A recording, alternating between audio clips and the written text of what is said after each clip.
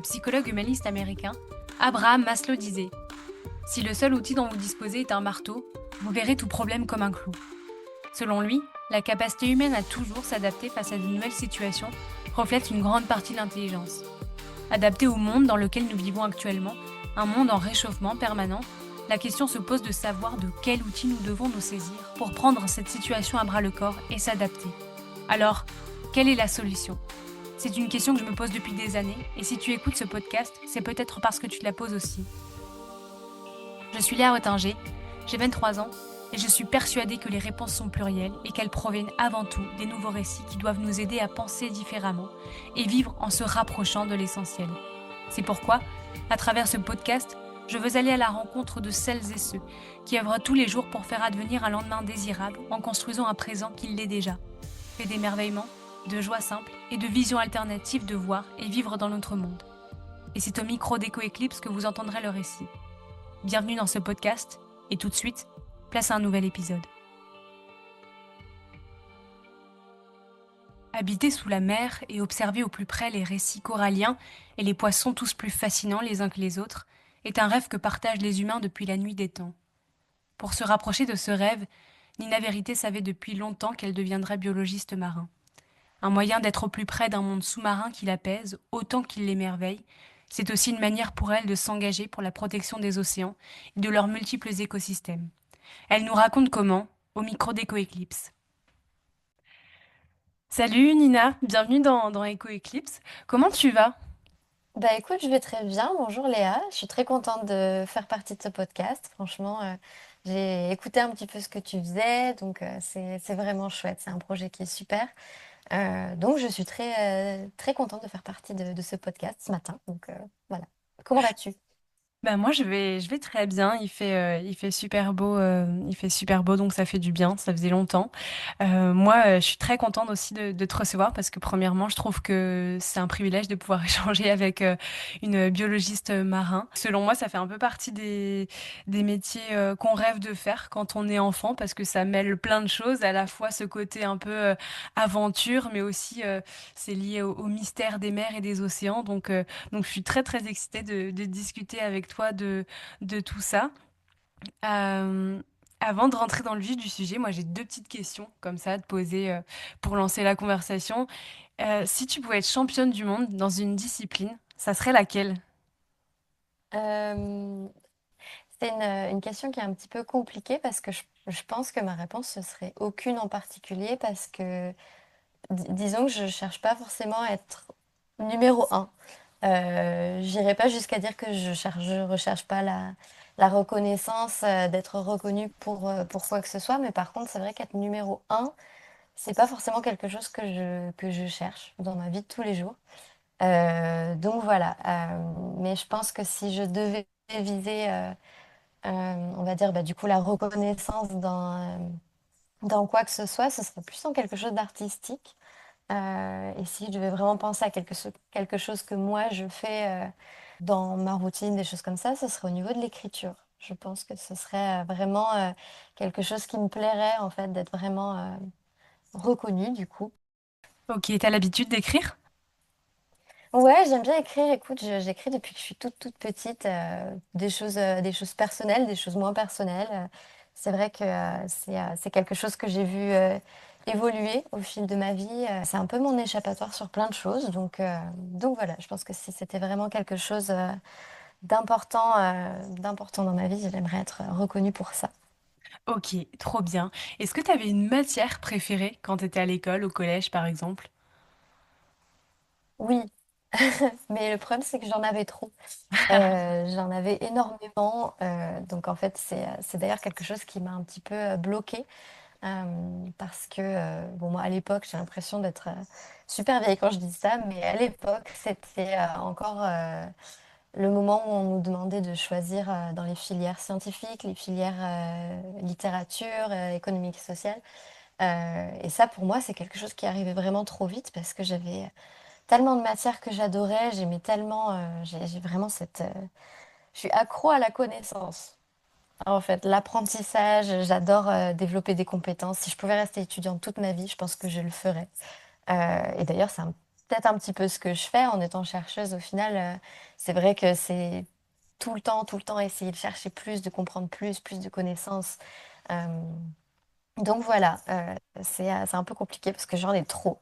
J'avais vraiment une carrière scientifique qui me plaisait parce que bah, c'était mon rêve, c'était vraiment ce que je me voyais faire. Mais j'avais aussi énormément la littérature parce que bah, ça, pour le coup, c'est vraiment plus ma passion, c'est vraiment ce que j'aimais faire. Mais après, je pense que si je devais en citer quelques-unes, euh, déjà, il y a l'anglais. J'adorais l'anglais parce que j'adore les langues, j'adore communiquer.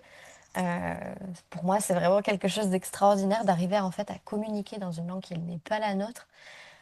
Souvent, ça va avec des cultures différentes en plus.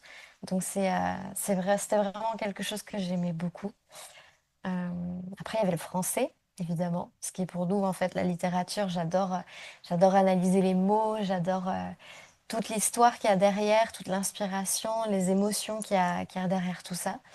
Euh, et si je devais en citer une qui est vraiment plus scientifique, donc plus dans mon domaine, entre guillemets, qui au final ne l'est pas, c'est la physique. Ok. J'adore la physique. D'ailleurs, au départ, avant même de vouloir être chercheuse en biologie marine, je voulais être astrophysicienne. Ok, d'accord. Donc, ouais, non, franchement, l'astronomie, c'était quelque chose qui me passionnait. Mon père il a beaucoup travaillé, donc je pense que c'est aussi quelque chose qui m'a touchée. Mais c'est vrai que toutes ces lois, les lois de l'attraction, les choses comme ça, c'était vraiment quelque chose qui me plaisait énormément. Euh, mais en fait, la biologie en elle-même, ça m'est venu beaucoup plus tard. Le module de biologie de l'évolution, c'est quelque chose que j'ai commencé à étudier à la fac. Et effectivement, c'est quelque chose qui, sur le coup, on va dire le titre du module, c'était pas forcément quelque chose qui criait d'être très intéressant, on va dire. Mais au final, j'ai vraiment découvert un module qui en fait, on étudiait les théories de l'évolution, théories de convergence. Donc en fait, je trouvais ça extrêmement intéressant. C'était analyser un petit peu ce que la nature a choisi de faire dans l'évolution.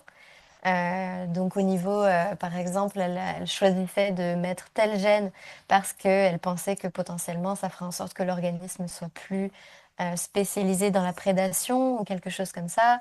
Peut-être qu'au final, elle s'est rendue compte que ça fonctionnait pas et donc du coup, elle a décidé d'enlever ce gène-là. Et c'était vraiment toute cette trame, toute cette idée que la nature, en fait, bah, au final, faisait des erreurs comme nous. Elle faisait des choix. Ce qui nous a en fait mené à être ben, toutes ces espèces qui sont sur la Terre aujourd'hui, à être ce qu'on est, à être spécialisé dans ce qu'on fait. Je trouve ça vraiment super intéressant. Donc ça, c'était vraiment quelque chose qui m'a marqué. Ouais, et comme tu le disais, ouais, tu t'es scientifique et c'est un peu à l'image de ce que tu aimais quand tu étais jeune, c'est-à-dire la pluridisciplinarité, j'ai l'impression, parce que voilà, t'aimais beaucoup de choses et j'ai l'impression qu'être scientifique, c'est ça aussi, quoi. La science, au final, c'est quelque chose d'ultra vaste, donc Exactement. ça Ouais. m'étonne pas du tout. Oui, c'est quelque chose de très vaste. C'est quelque chose de.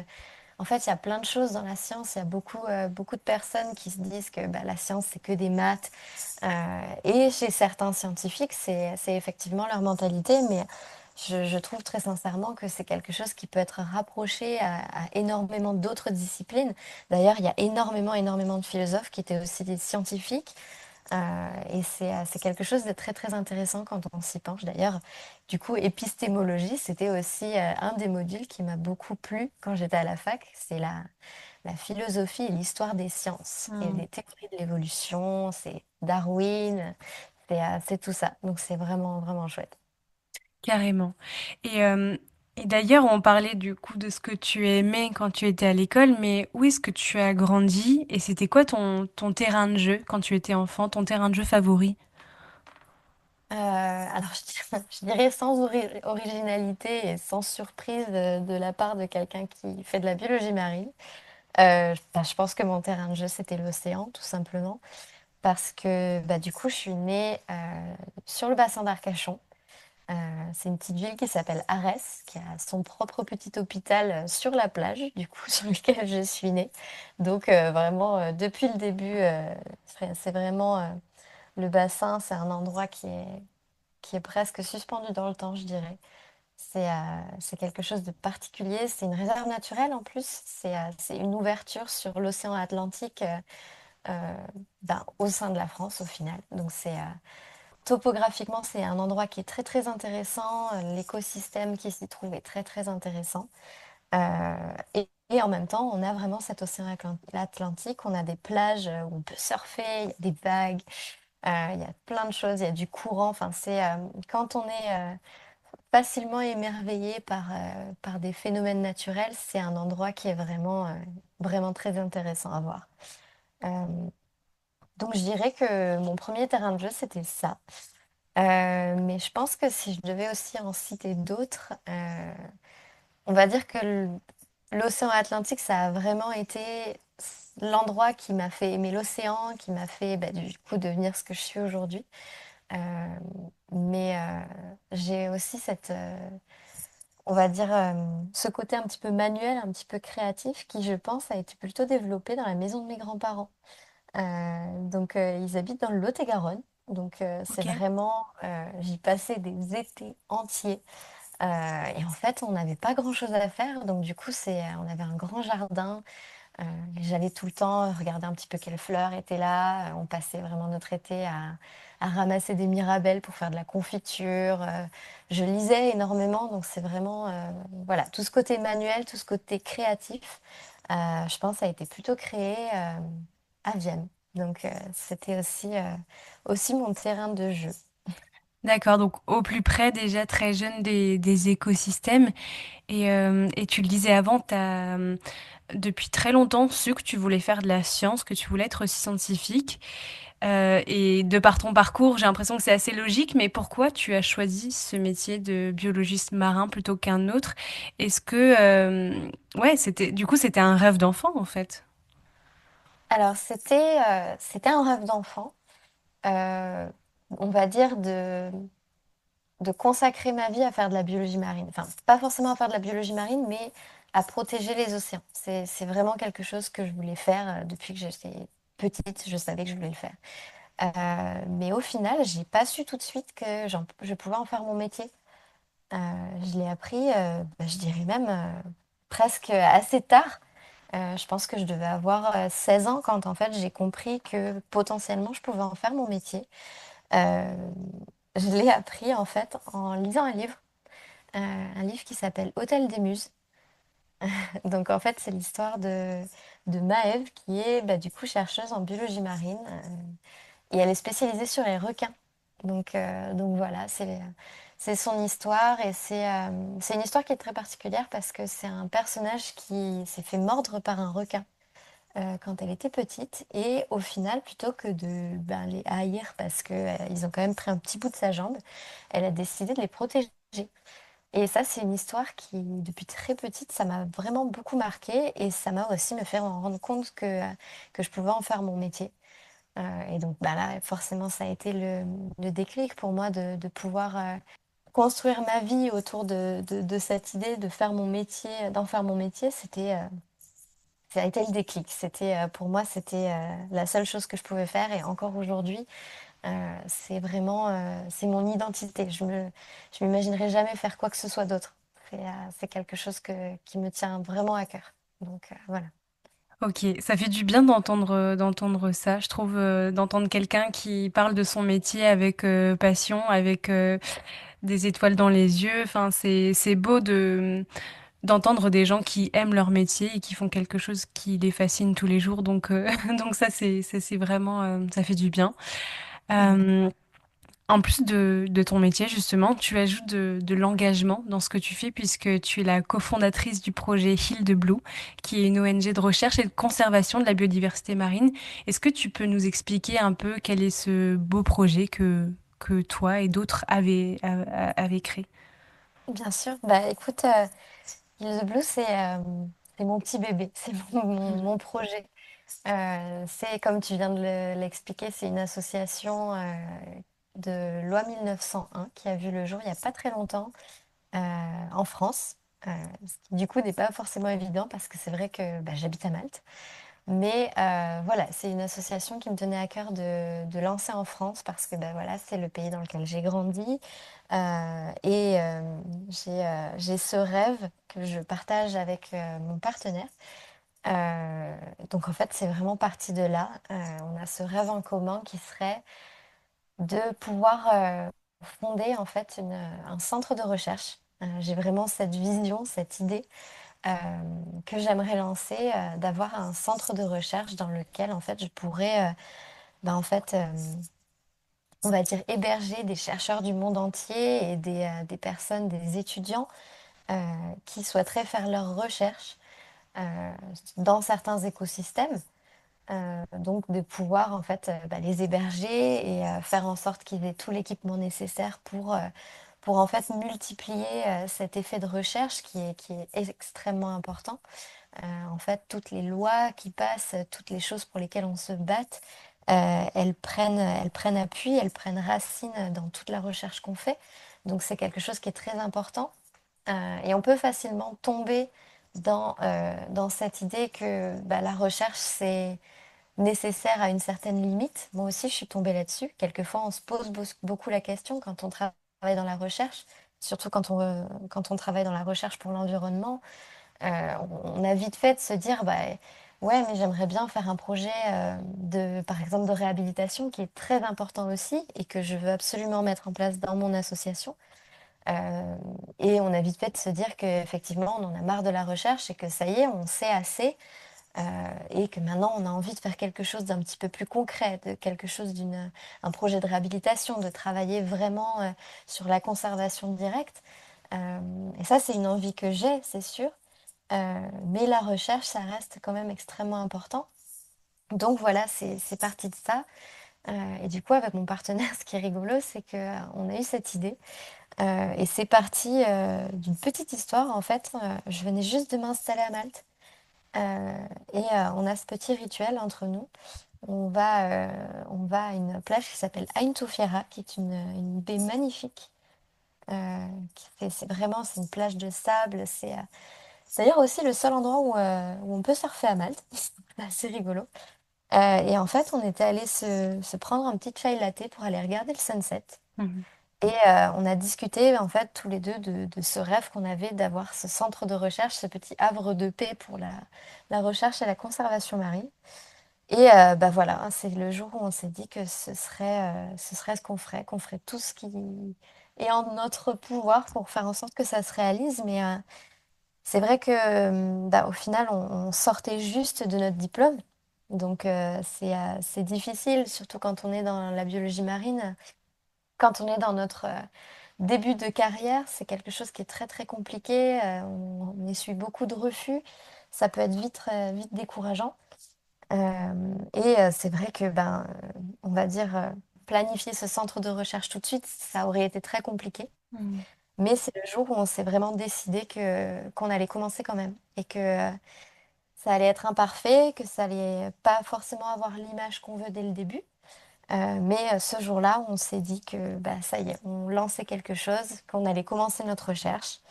Euh, donc pour nous, c'était vraiment quelque chose de très important, en fait, de faire de la recherche, mais de faire celle qu'on veut. Quand on est dans la recherche et qu'on travaille pour une institution, pour l'université, souvent les recherches qu'on fait sont guidées en fait par des guidelines, des idées, des projets qui sont déjà déterminés. Et nous, on avait vraiment cette idée de faire de la recherche, mais on voulait faire celle qu'on veut en fait, on voulait faire celle qu'on juge important. Et donc c'est comme ça que Hills the Blue a vu le jour. On a trinqué avec notre chai latte devant le coucher de soleil. Et ce qui est ironique, c'est que bah, hier, ça a fait 2 ans de cette journée. Donc ça a fait 2 ans que le projet Lise de Bleu a vu le jour, vraiment pour la première fois qu'on a mentionné son nom et qu'on a lancé ça. Incroyable. Et concrètement, du coup, ce projet Heal the Blue, pour celles et ceux qui nous écoutent, qui sont intéressés ou qui font peut-être de la biologie marine, il en est où ce projet très concrètement aujourd'hui? Bah là, aujourd'hui, il en est qu'on a beaucoup de projets, beaucoup d'idées, beaucoup de rêves. Et, la plupart sont en cours, mais pas tous forcément. Mais voilà, aujourd'hui, on a beaucoup d'idées. On aimerait, pour citer quelques projets, on fait beaucoup d'analyses de population. Donc, on a potentiellement, on aimerait mettre en place une analyse de population sur les oursins, parce que bah, du coup, en Méditerranée, c'est quelque chose qui est beaucoup consommé. Il y a un moratoire qui vient juste de passer. Donc du coup, on aimerait vraiment avoir une petite idée de d'où en est la population, surtout depuis que ce moratoire contre sa collecte excessive est passé. On fait aussi de la recherche comportementale sur les grands dauphins. Donc là, on vient de terminer notre terrain sur toute une étude qui a duré tout l'été. Et on est en train de travailler sur le manuscrit pour potentiellement publier un premier article scientifique sous notre nom. Donc ça, on en est très fiers. Donc voilà, pour l'instant, c'est des projets de recherche en fait, qui sont pas forcément fixés à une localisation particulière. Donc voilà, pour l'instant, on en est là. On est beaucoup sur la communication aussi. Ça, c'est quelque chose qu'on pense qui est très important dans la sensibilisation. On essaie de documenter un maximum toutes les recherches qu'on fait, toutes les sorties qu'on fait. Donc voilà, c'est à peu près où ça en est. Tu fais aussi partie du projet Discover the Blue à Malte, qui concerne quant à lui directement le tourisme et plus précisément l'écotourisme, c'est-à-dire toutes ces manières qui permettent de visiter un endroit ou une région du monde d'une façon plus respectueuse de l'environnement. Quel est l'objectif de ce projet-ci à Malte? Et pourquoi à Malte d'ailleurs? Eh ben écoute, tout simplement à Malte parce que déjà c'est l'endroit où j'habite et c'est un endroit qui est vraiment très beau. Et parce que du coup en Méditerranée, euh, il y a un impact qui est extrêmement néfaste et important. C'est celui tout simplement du tourisme. En fait, c'est le bassin méditerranéen, il est vraiment victime d'une vague de tourisme qui est pas la bonne en plus. Et qui est très néfaste sur les côtes, sur ben, la culture, sur du coup les écosystèmes marins. Et donc l'objectif de Discover the Blue, c'est en fait de donner bah, tout simplement des possibilités, ce qui s'entremêle du coup à Heal the Blue au final. Mais c'est vraiment, on souhaite donner cette opportunité à des personnes qui sont pas forcément dans le métier, qui ne connaissent pas forcément, ou du coup qui s'y connaissent mais qui aimeraient en savoir plus sur ce que c'est de faire de la recherche scientifique, en fait, tout simplement. Et donc du coup, Discover the Blues, c'est un centre d'écotourisme qui organise des plongées en bouteille. Donc c'est voilà, c'est un site d'agence PADI qui est reconnu internationalement et c'est aussi un centre d'observation des cétacés, des grands dauphins.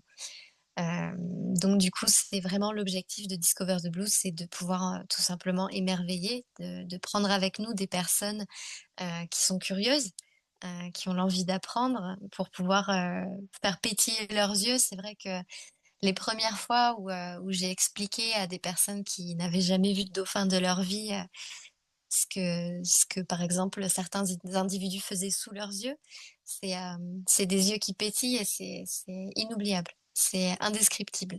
C'est, j'ai pas les mots. C'est vraiment, j'ai l'impression de voir des enfants en fait et de pour la première fois voir des enfants qui voient pousser une fleur. C'est vraiment, c'est super chouette et c'est quelque chose que j'observe de plus en plus, je trouve sur notre génération, en fait, au final, je suis peut-être biaisée, mais j'ai l'impression que notre génération, se reconnecte et c'est magnifique à voir. Très sincèrement, on est beaucoup, en fait, à voyager, on est beaucoup à vouloir se reconnecter à la nature, à vouloir faire les choses bien et voilà, c'est un projet qui fait du bien, c'est un projet, un petit peu plus, terre à terre, on va dire.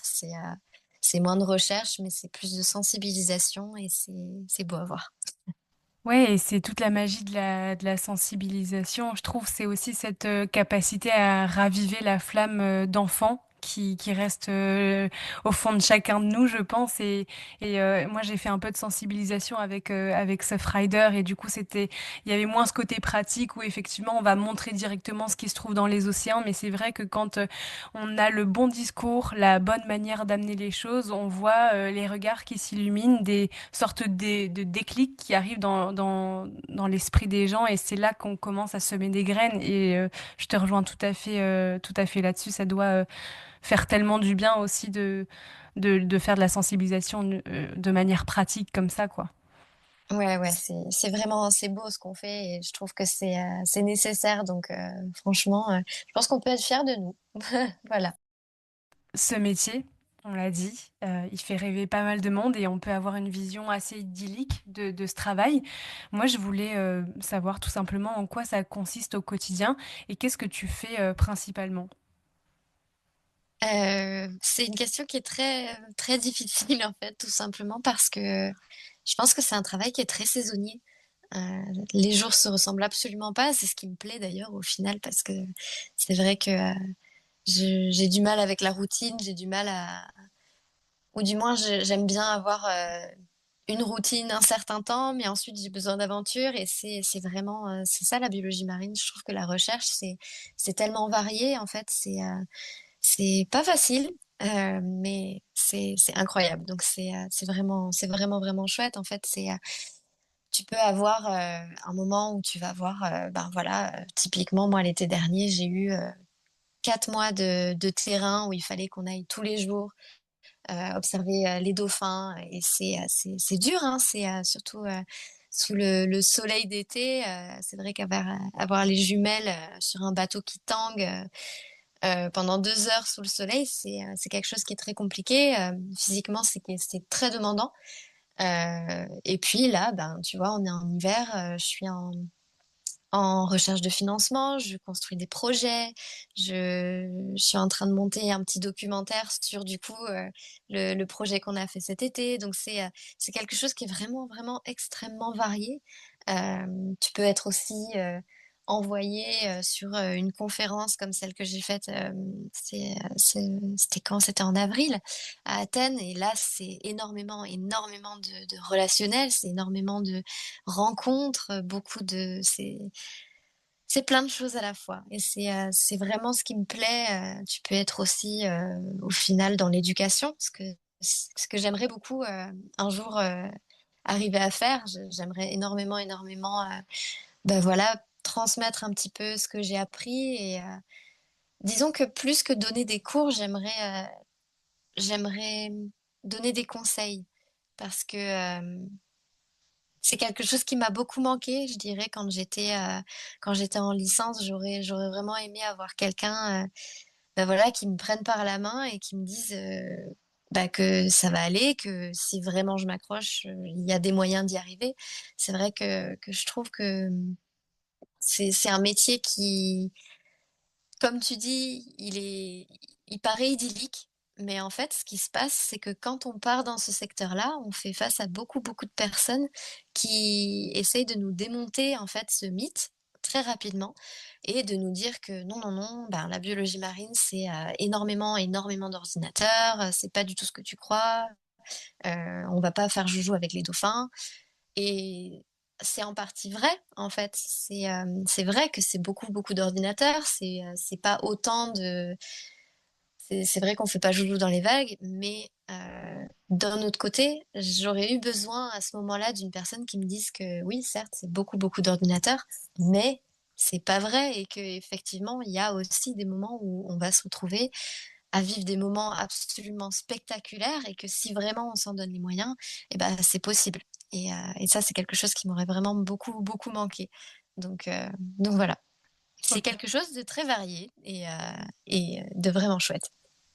Oui, c'est bien de souligner aussi les côtés peut-être un peu moins positifs qu'il peut y avoir avant de réussir à être là où tu es, avant de devenir biologiste marin. Et c'est vrai que toi, tu as réussi, on dirait, à rendre quand même ce rêve, ce métier désirable, parce que du coup, tu en as fait quelque chose, tu l'as pris à bras le corps avec tous les projets, du coup, de ce dont on parlait avant, Discover the Blue, Heal the Blue. Donc c'est vrai que tu réussis à faire de ce métier, j'ai l'impression, ce que tu voulais qu'il soit pour toi? Oui, oui, c'était vraiment, c'était important pour moi et c'est d'ailleurs la raison pour laquelle j'ai choisi en fait de me creuser, on va dire, mon chemin parce que, c'est vrai que ça a moins de stabilité, on va pas se le cacher, mais bah, voilà, la recherche que j'ai envie de faire, je peux la faire, heu et c'est pour moi, ça n'a pas de prix, en fait. C'est de vraiment pouvoir moduler, mon métier comme je le souhaite. Mais ouais, c'était vraiment quelque chose d'assez compliqué, quand on me disait que non, non, non, non, c'est pas ça du tout, redescends sur terre, je trouve que c'est important, c'est sûr de dire aux personnes de pas, on va dire, disséminer de fausses informations sur ce que c'est la vie en tant que chercheur en biologie marine, mais je trouve qu'à l'heure d'aujourd'hui, les enseignants, bah, ramènent peut-être un peu trop sur terre. C'est un petit peu trop compliqué à gérer par la suite. Donc, D'où l'importance de croire en soi, à ce qu'on fait et en ses rêves et d'aller jusqu'au bout des choses, même quand on a une idée fixe bravo pour ça en tout cas. Du coup, tu le disais, le métier de biologiste marin, c'est quelque chose de très divers, notamment, tu participes à des conférences comme tu l'avais fait avec, Our Ocean et tu y parlais notamment des voyages que tu avais fait à travers le monde pour étudier les différents écosystèmes marins. Parmi tout ce que tu as pu voir, parmi tous ces voyages, est-ce qu'il y a quelque chose qui t'a particulièrement marqué? c'est, je vais avoir un petit peu la même réponse que à ta première question, c'est qu'il y a plein de choses qui m'ont marquée. Ouais, c'est vraiment, c'est vrai que j'ai pas mal voyagé. Là, je me suis un petit peu calmée, ces dernières années, mais suite à mon diplôme, oui, j'ai quand même beaucoup voyagé et je pense que sur toutes les destinations que j'ai fait, il y a toujours quelque chose qui m'a marquée. La Polynésie française, je dirais que c'est la diversité. Très franchement, j'ai jamais vu ça de ma vie. C'est indescriptible. Tu pars, juste, faire un petit plouf et tu te rends compte qu'en fait, il y a des requins autour de toi. Pour les personnes qui savent pas trop, c'est une espèce qui est indicatrice d'une bonne santé des récifs. Donc pouvoir partir le matin, mettre les pieds dans l'eau et se rendre compte que juste à côté, il y a un requin, c'était un requin pointe noire, je me souviens et c'est en fait, ça crie la bonne santé des récifs et ça, c'est quelque chose de très marquant, surtout quand on travaille dans la biologie marine et que la conservation marine nous tient à cœur. C'est juste écrit noir sur blanc que c'est un endroit qui est bien géré, en fait, qui a ses problèmes aussi, mais qui, globalement est quand même très bien géré. Donc, Polynésie française, voilà, c'était la biodiversité. Sur une moins bonne note, Singapour où j'ai fait ma thèse, je pense que c'était la pollution. Ça a été très, très compliqué. C'est un endroit qui est, ben, en contraste, vraiment détruit. J'ai eu un une journée où il a fallu que je prenne des échantillons d'eau, pour analyser, l'ADN environnemental et j'ai pour la première fois de ma vie été malade à bord. Ah ouais. C'est pollué à ce point, c'est vraiment, c'est très compliqué et quand je parle de pollution sonore, je parle de pollution chimique, je parle de absolument tout. Donc ça m'a vraiment beaucoup, beaucoup marqué effectivement et Malte, je dirais que je suis tombée des nues en fait tout simplement parce que, j'ai passé beaucoup de temps dans les tropiques quand j'étais petite et c'est là que je suis tombée amoureuse de l'océan aussi. C'est vraiment toute la biodiversité, c'est les eaux bleues et quand je me suis lancée dans ce projet de devenir chercheuse en biologie marine, je me suis tout de suite dit qu'il fallait que j'aille dans un endroit comme celui-ci pour être heureuse et pour, vraiment avoir la vie que je me suis dessinée dans ma tête et en fait, en arrivant à Malte, je me suis pris une claque énorme parce que, bah, en fait, je m'étais jamais vraiment familiarisée avec la Méditerranée et quand je suis arrivée là-bas, je me suis dit: «Mais c'est pas possible, on m'a menti toute ma vie». Les eaux bleues, c'est les récifs, c'est aussi beau, si ce n'est plus et j'ai vraiment pris une claque donc voilà, encore une fois, plein chose me marque. Donc Bien voilà. sûr. Et je comprends, tout à fait. Après tous ces voyages, il y a énormément de choses, dont tu as dû t'imprégner, ça c'est sûr. Tu parlais de la thèse que tu avais fait, à Singapour. Si je me trompe pas, c'est, une thèse sur les raies et les requins en Asie. Oui, c'est ça. Pourquoi ce sujet et pourquoi ces animaux-là très précisément? Pourquoi ces animaux-là? Je vais dire un truc qui est peut-être un peu inhabituel pour une personne qui fait mon métier. Mais le premier point, c'est que, bah, les requins, ça me fascine. Bon, ça, c'est à la limite pas très original, mais à la fois, ils me fascinent et à la fois, ils me terrorisent.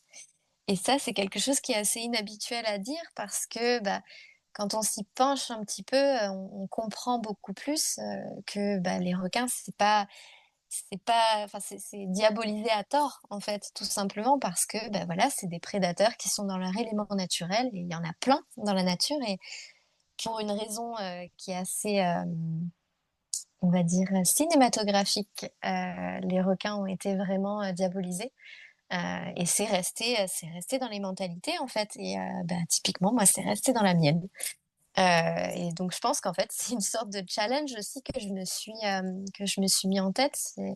Je me dis qu'en les étudiant, j'arriverai peut-être à me convaincre et alors si j'arrive à me convaincre, bah, j'arriverai à convaincre le monde entier qu'ils sont pas terribles du tout. Voilà, c'est simplement d'ailleurs, c'est des prédateurs qui sont finement peaufinés, bah, du coup par l'évolution, j'y reviens. Et c'est un chef-d'œuvre. C'est un chef-d'œuvre de la nature, les requins. Ils sont spécialisés pour ce qu'ils font. C'est impressionnant, c'est presque alien. J'ai du mal à mettre des mots là-dessus. C'est vraiment quelque chose qui me fascine. Et au final, je fais mon chemin. J'ai nagé avec des requins. Voilà, et c'est petit à petit, je m'y fais. Et on se rend compte en fait que au final, c'est des organismes qui sont parfaitement paisibles, mais ça reste voilà des animaux sauvages. Et c'est sûr que c'est toujours impressionnant. En fait, on rentre dans la chaîne alimentaire. C'est leur milieu, c'est les prédateurs et voilà, c'est tout. Et c'est une perte de contrôle qui est difficile à gérer. Mais voilà, si c'est fait dans les règles, dans le respect des espèces, c'est quelque chose qui est vraiment fascinant. Et aussi parce que bah, tout simplement, ils sont fascinants, mais ils sont aussi vraiment en danger. Ce sont des espèces qui sont extrêmement, extrêmement bah, en danger, surtout en Asie, du coup, là où j'ai fait ma thèse, c'est le commerce des ailerons, c'est quelque chose qui est extrêmement répandu et qui les menace extrêmement, vraiment à la limite de la catastrophe. Voilà, c'est des prédateurs apex, on appelle ça. Ils sont en haut de la chaîne alimentaire, donc et ils sont surpêchés. Ils jouissent peut-être pas forcément du statut adoré, par exemple du dauphin. Donc du coup, c'est beaucoup plus difficile d'accéder à ce stade de protéger en fait. Donc c'est très triste à voir, mais c'est quelque chose qui me tient énormément à cœur. Oui, et tu mets le doigt sur quelque chose de très actuel aussi, puisque là, il y a énormément de campagnes d'associations européennes, internationales ou nationales qui font de la communication pour essayer de créer une dédiabolisation de tous ces requins, justement liés à la pêche industrielle. Au commerce des ailerons de requins et je crois j'avais lu ça quelque part au Costa Rica, le requin marteau, qui est un des requins les plus pêchés au monde, ils ont réussi à voter une loi, il me semble, pour protéger et réduire considérablement la pêche des requins marteaux. Pourtant, on voit qu'il y a énormément de dérives et qu'il y a beaucoup, beaucoup de pêcheurs qui continuent à aller tuer et pêcher ces requins-là pour envoyer les ailerons en Asie parce que c'est un commerce encore une fois très, très florissant. Pourtant, ça a un impact sur cette espèce, sur tous les requins d'ailleurs, qui est aberrante, qui est effrayante, quoi. Donc c'est clair C'est que c'est un effrayant, enjeu. ouais. C'est très compliqué et il y a énormément de braconnage et aussi parfois, ce que je vais t'expliquer là, c'est pas très glamour, mais c'est quelque chose qui a été vu. Il y a une loi, en fait, qui est passée qui dit que quand on fait cette pêche pour les ailerons, il est interdit de relâcher, en fait, ce qui se faisait beaucoup, c'est qu'il coupait les ailerons, donc les nageoires, les dorsales, et en fait, ensuite, il relâchait les corps. Donc, sans ailerons, sans rien. C'était une torture sans nom, en fait, pour les espèces, pour les individus. Et donc, il y a cette loi qui est passée qui dit qu'ils n'avaient plus le droit de faire ça. Sauf que sur les bateaux, ça prenait trop de place de garder, en fait, de garder ces individus entiers. Donc en fait, ce qu'ils font, ce qui a été vu, c'est qu'ils coupent les ailerons, mais ils laissent juste un tout petit peu de tissu pour que ça puisse tenir, pour pouvoir en fait replaquer les ailerons pour que ça tienne moins de place. Ils les plient en fait. Donc c'est ce genre de choses qui choquent. Et c'est ce genre de choses qui doit nous appeler à faire quelque chose parce que je veux dire, c'est pas possible aujourd'hui d'ignorer de telles horreurs, très sincèrement. Ouais, c'est effrayant, ça fait froid dans le dos et j'avais été, surprise de voir que alors je sais pas si tu es au fait de ça, il faudra revérifier les auditeurs et les auditrices, mais il me semble que, le premier pêcheur, de requins, le premier pays, c'est un pays européen et c'est l'Espagne. C'est possible, c'est possible. J'ai pas cette information en tête, je dois t'avouer, mais c'est intéressant Il faudra à voir, revérifier. En ouais. tout cas, l'Espagne fait partie des premiers pays, du coup aussi exportateurs de leur pêche, ensuite des requins, Ouais. etc. Donc Mhm. ça m'avait beaucoup choqué parce que effectivement on parle de l'Asie, mais en fait tous ces ailerons de requins, ils sont pêchés dans le monde entier, quoi, et importés ensuite en Asie. Donc la responsabilité, elle est assez partagée. Elle est partagée, elle est vraiment variée, elle est partout en fait. Des fois on s'en rend pas compte, mais il y a certains pays qui prennent des dispositions. Voilà, là, on l'a vu typiquement sur le Danemark, et c'est ce qui s'est passé avec Paul Watson. Il y a des pays qui en fait prennent des dispositions qui sont vraiment en contradiction avec certaines lois internationales, avec plein de choses qui se passent. Donc ouais, c'est très compliqué. Ouais, et justement, si tu avais un grand pouvoir, la possibilité de changer radicalement quelque chose parmi toutes ces menaces qui pèsent sur l'océan, j'anticipe un peu ta réponse par rapport à celle que tu m'as faite avant. Tu vas me dire, je pense, plein de choses, mais est-ce qu'il y a avec toutes les choses auxquelles tu es confronté tous les jours dans ton métier, est-ce il y a, là, tu peux changer quelque chose et demain, c'est réglé au niveau de l'océan, qu'est-ce que tu ferais? Alors si je devais choisir en tout cas enfin je veux dire un challenge, je pense que ce serait la pollution plastique.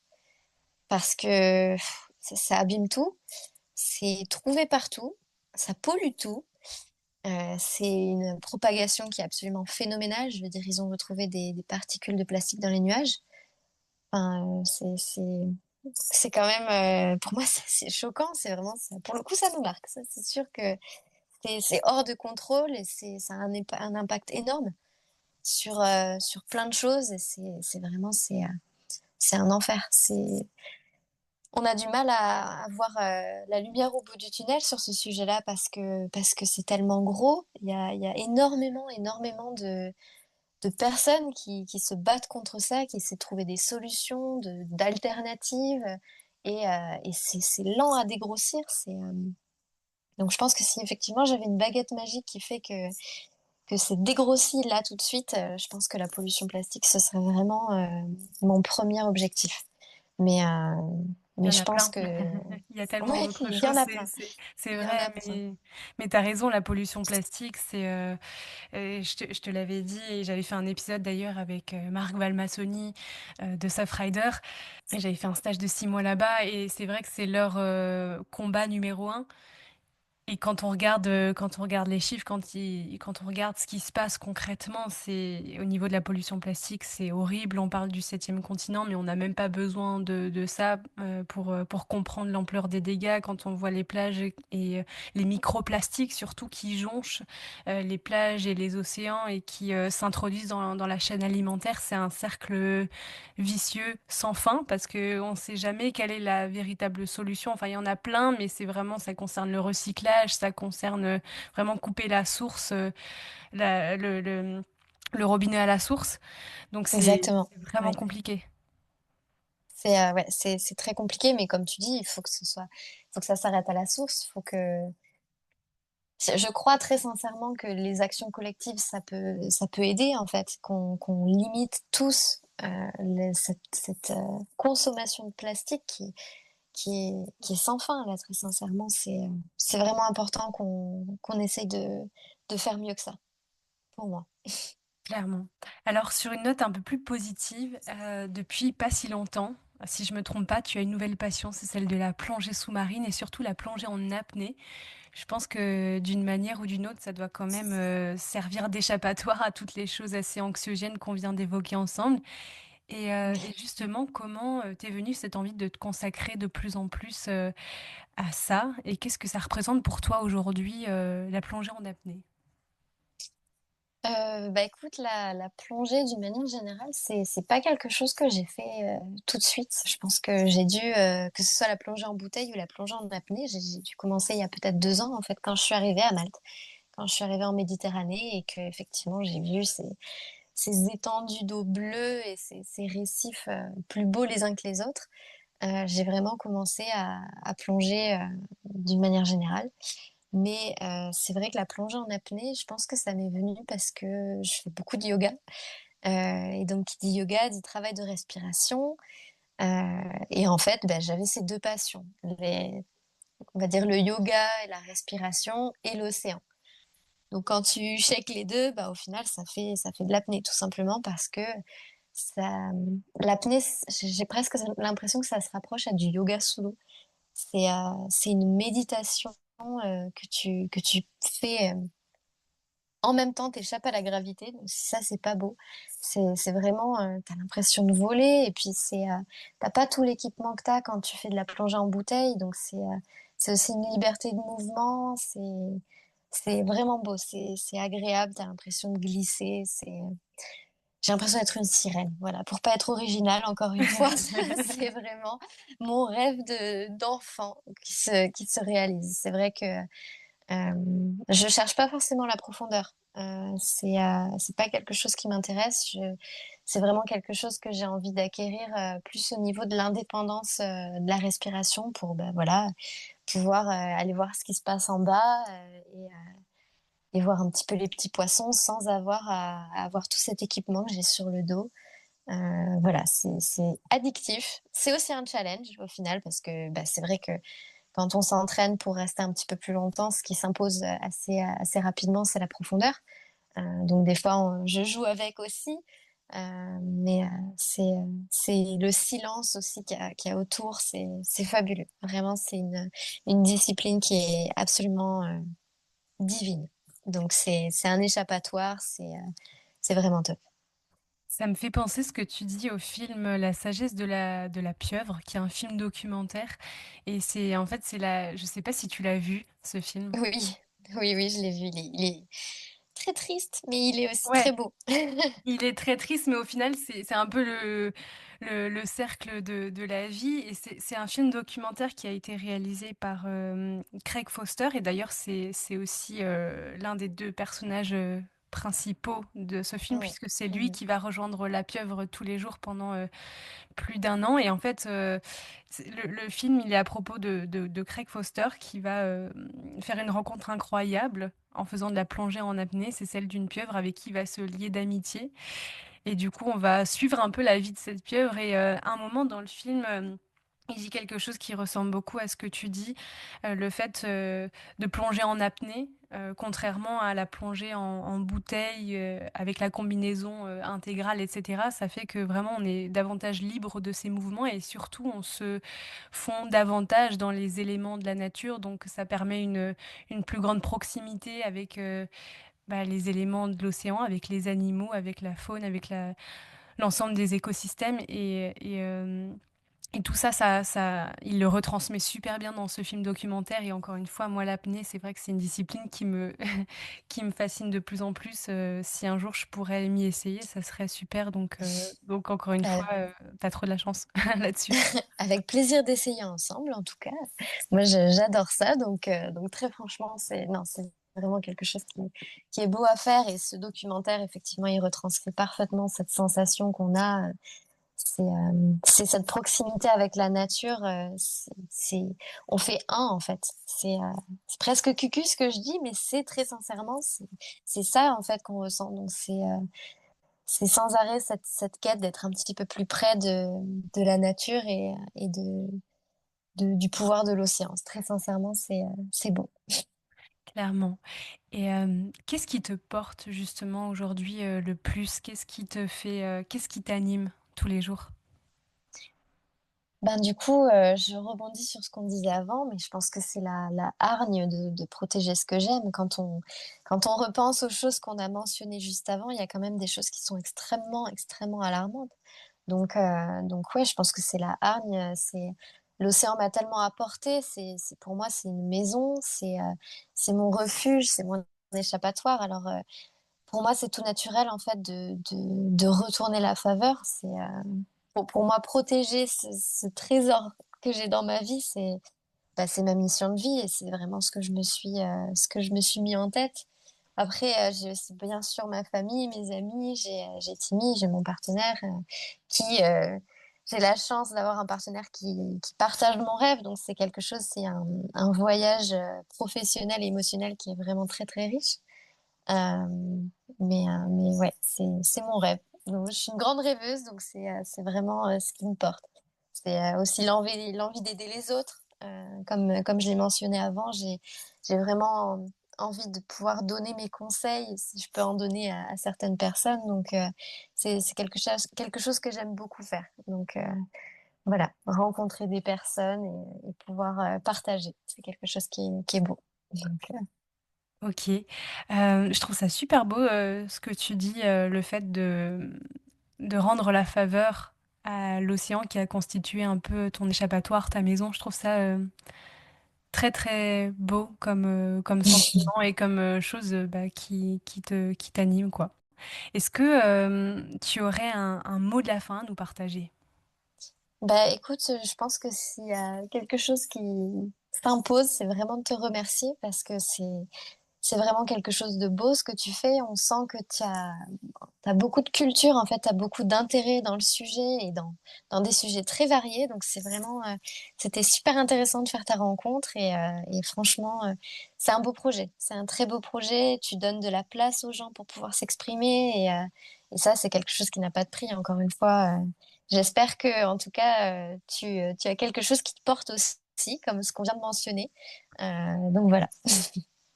Ouais, bah, c'est vrai que je te rejoins, pas mal sur, cette image que tu as donnée, Hem, cette faveur à rendre, à la nature. Moi, du coup, comme je te l'avais dit la dernière fois, je viens pas du tout de l'océan, mais de la forêt, des petites montagnes, vosgiennes et c'est vrai que tous les jours, quand je peux, j'ai besoin de ce bol d'air, d'aller, d'aller dans la forêt, d'aller à la rencontre des arbres, quoi, de cet oxygène et tous les jours, je me sens, reconnaissante de cette chance que j'ai d'abord de pouvoir vivre là et c'est vrai que quand on a grandi, quand la nature a justement été un terrain de jeu comme ça, on a forcément envie de tout faire pour protéger ces écosystèmes que moi je suis toute jeune, j'ai 23 ans, mais qu'on voit, se dégrader quand même de d'année en année Ouais.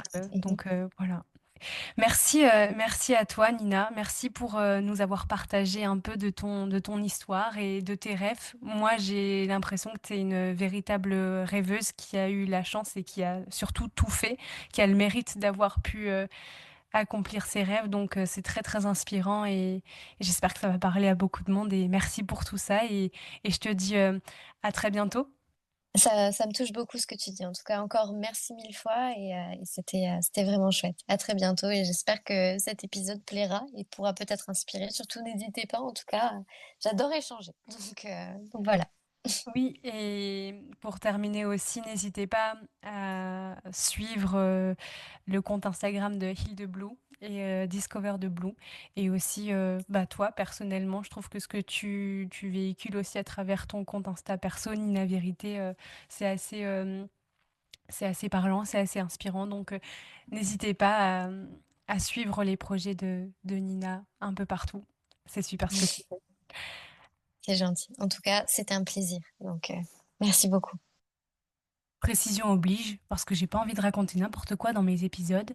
Selon le rapport du Fonds international pour la protection des animaux, l'Espagne est bel et bien le plus grand exportateur d'ailerons de requin de l'Union européenne, avec en 2022 près de 52 000 tonnes destinées aux pays d'Asie du Sud-Est.